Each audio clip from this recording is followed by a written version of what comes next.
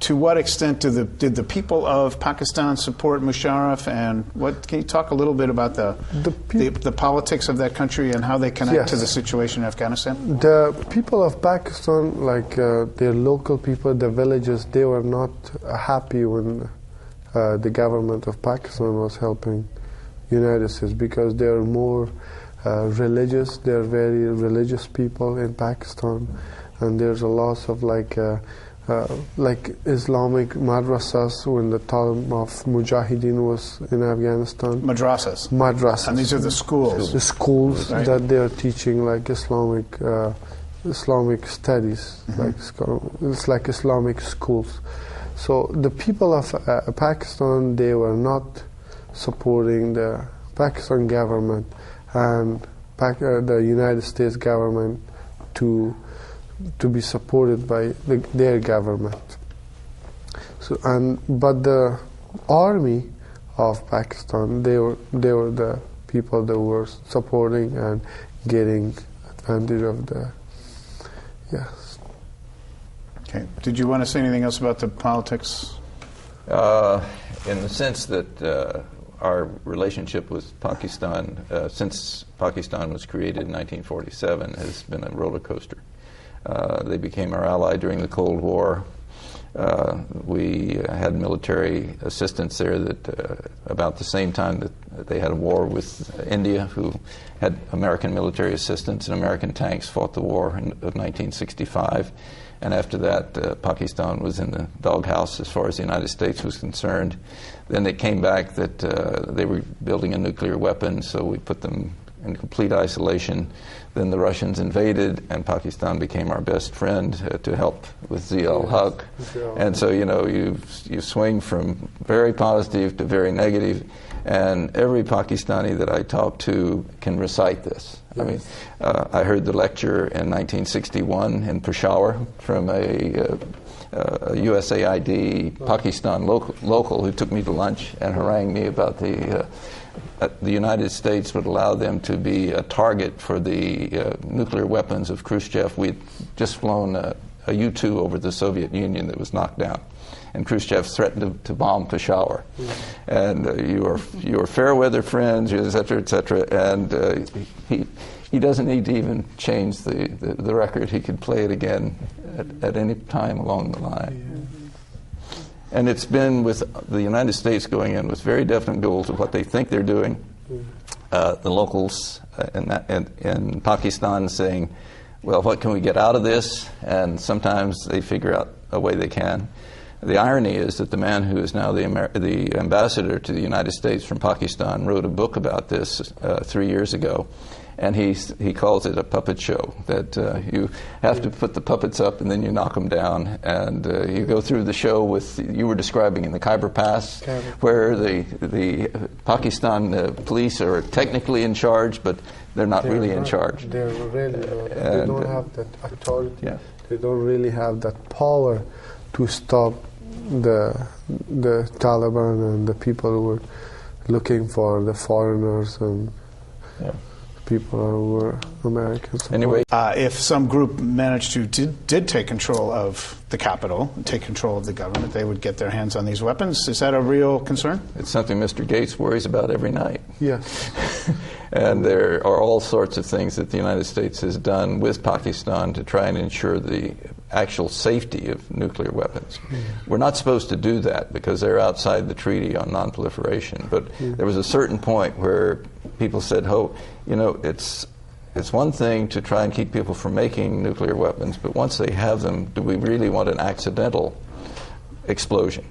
And so there's a lot of stuff going on between our nuclear specialists and the Pakistanis and the Indians in terms of safety and in terms of who has the control. And of course, neither government is going to be transparent about how it's done for obvious reasons. You want the other side to know how you do it.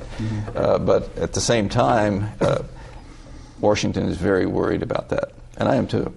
Okay. And it's very easy to, the Pakistani people and the people who are living in Pakistan, it's very easy and it's very natural to, you can buy people, you can through bribe, through something.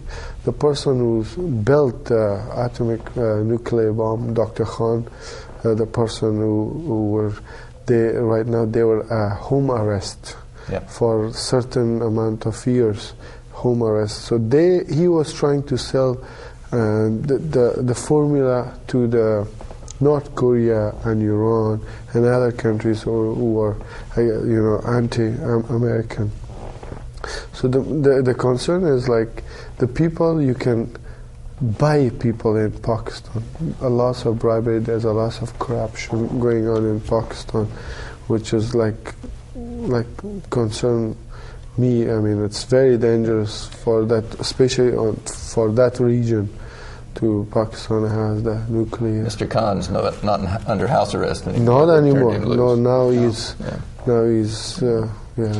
So we have a few minutes left, and Sherry, I wanted to give you, and I would like to talk briefly about the politics of this in the United States. And I know you have an event coming up that you would like to announce. But I mentioned at the beginning that there's a bill in the U.S. House right now, $100 billion, to continue funding this war. It's running into some problems, and it's complicated, but. Whether anybody gets their hands on the nuclear weapons or not, I mean that's a threat that's not present. What is happening right now is that many people are dying because of these strikes and because of this war both in Pakistan and in Afghanistan. So our own congressman, I talked to his people. I invited him to be here. His schedule did not permit that. He had a conflict. One of his people, though, said, I'm not sure how Sam Farr is his name, how he's going to vote on this. He didn't know. And so we'll see. And if you were concerned, I would urge people to call Sam's office. It's 429-1976, his local office, and ask questions. How is Sam going to vote on this bill to continue these wars? If you want to talk about that, but please, I wanted to give you a chance to announce your event. Yeah, that's an important action to take, is to talk to Sam, and I encourage people to do that. We are having a vigil this coming Friday, June 19th, from 3 to 6 p.m., and it's going to be in front of the Military Recruiting Center out on 41st Avenue. It's in honor of Father's Day, this Father's Day weekend, and it's really recognizing that American soldiers are continuing to die, and soldiers from other countries, and that many Afghan and Iraqi civilians are also continuing to die, and that really recognizing from our hearts that fathers and grandfathers and sons and brothers feel these losses and grieve these losses as deeply as anyone, and that we want to stand in solidarity with that and honor the fact that our fathers and our men, really have these feelings, and so we'll be there from 3 to 6 on Friday afternoon, and we'll have flags and banners, and there's going to be some music, and so we invite people to join us. It's at 2121 41st Avenue out in Capitola. One closing thought, and that has to do with drugs, and we haven't talked about that at all. Nicholas Kristof did a brave thing today in the New York Times and argued, he ran out the numbers and how much the war on drugs has cost since we appointed our first drug czar under Richard Nixon. And at the moment, the Taliban benefit greatly from the drugs. And it's another example of the United States having a problem which we are blaming the Afghans for. Yeah. After all, the Afghans are not taking the drugs, it's Americans that are. Yeah. And we're off on a drug crusade as well, and aiding the Taliban thereby. And nobody using in Afghanistan. Yeah. The number of people who are using drugs was less than any country. Nobody used drugs in Afghanistan.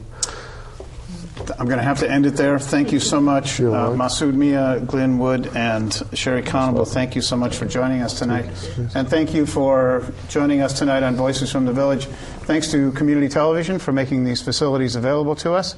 Thank you to our all-volunteer crew here.